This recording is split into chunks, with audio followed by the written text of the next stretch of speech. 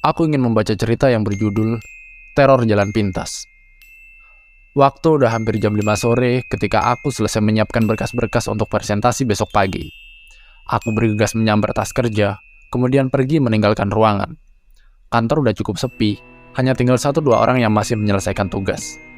Gegas aku menuju parkiran untuk mengambil kuda besi. "Hari ini kok pulangnya sorean, Mbak Ra?"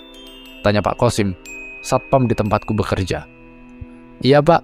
Abis nyiapin berkas-berkas dulu buat meeting besok pagi." "Ya udah, aku duluan ya, Pak," ucapku sambil berlalu keluar dari halaman parkir. Udah jam 5 sore, aku memilih melewati jalan pintas agar bisa lebih cepat sampai rumah.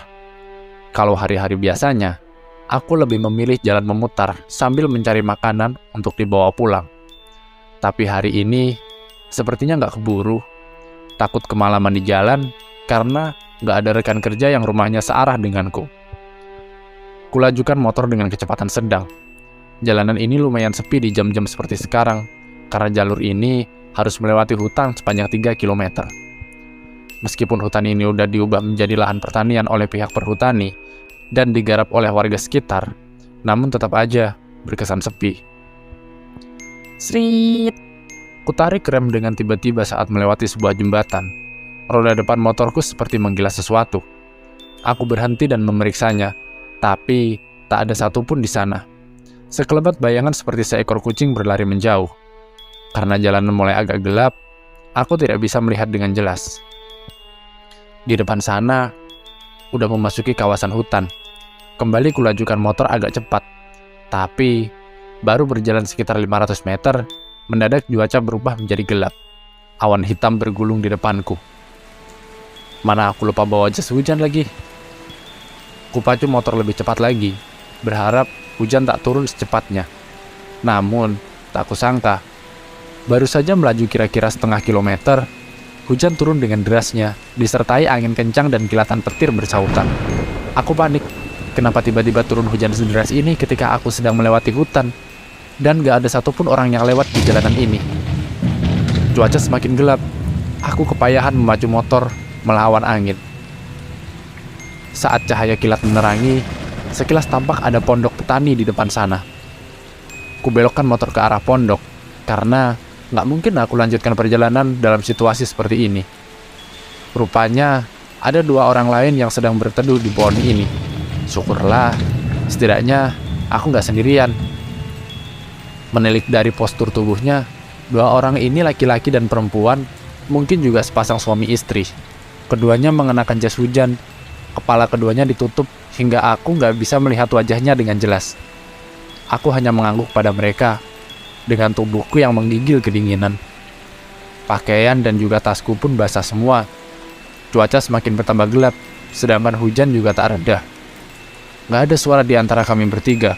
Tanganku gemetaran menahan rasa dingin. Di saat yang sama, kunci motor yang kugenggam jatuh, karena tangan seperti mati rasa. Karena gelap, membuatku kesulitan mencari di mana jatuhnya kunci motor. Kunyalakan ponsel sebagai penerangan. Untung aja masih menyala. Kuterangi bagian bawah kaki memutar. Ternyata, kunci jatuh agak ke belakang, lalu kupungut. Tiba-tiba, aku teringat 2 orang itu. Apa mereka sudah pergi? Kenapa aku nggak melihatnya? Kapan mereka meninggalkan tempat ini?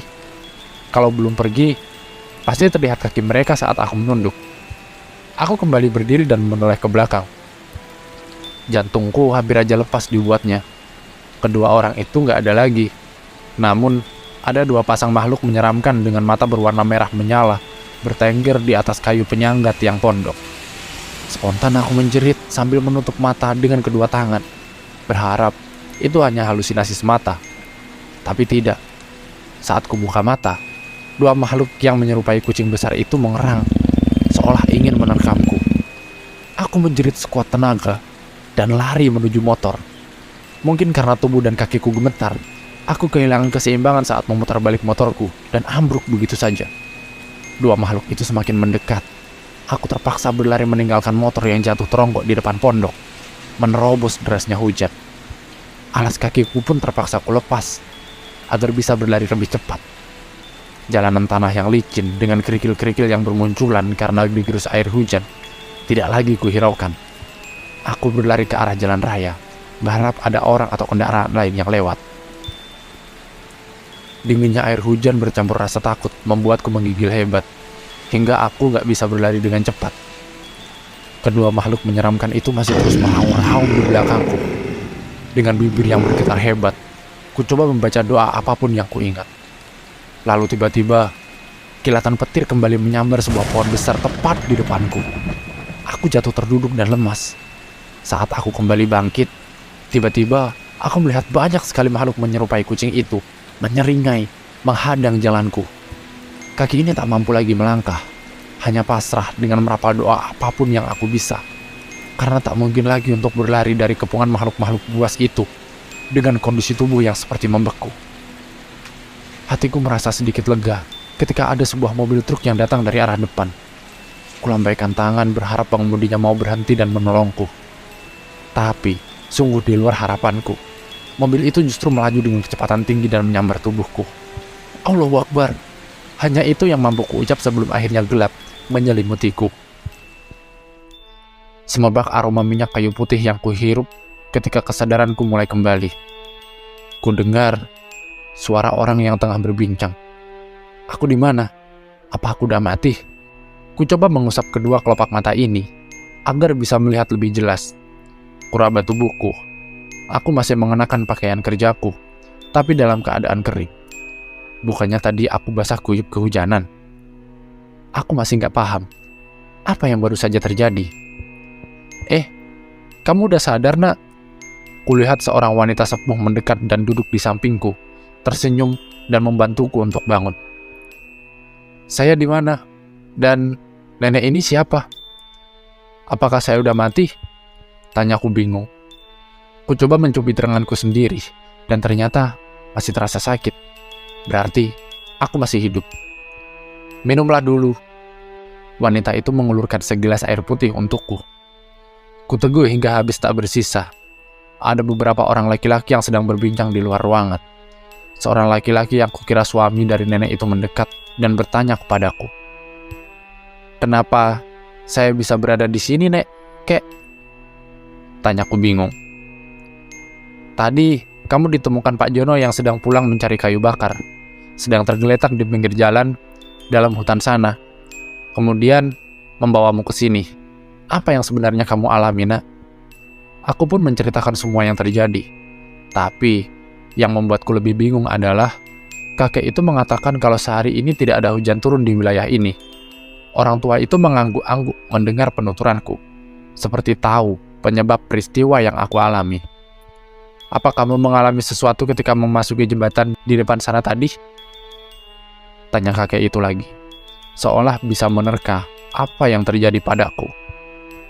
Iya, Kek, jawabku. Aku pun kemudian menceritakan rangkaian kejadian yang aku alami. Kakek dan yang lainnya mendengarkan dengan seksama. Seusai aku bercerita, kakek pun mendekat dan bicara.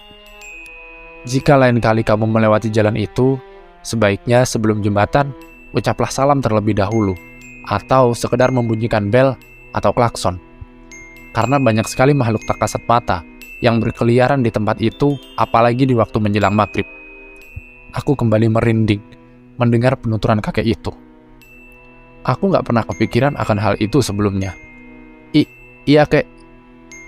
Ini kali pertama saya melewati jalan ini sendirian, dan di waktu seperti ini tadi, terangku.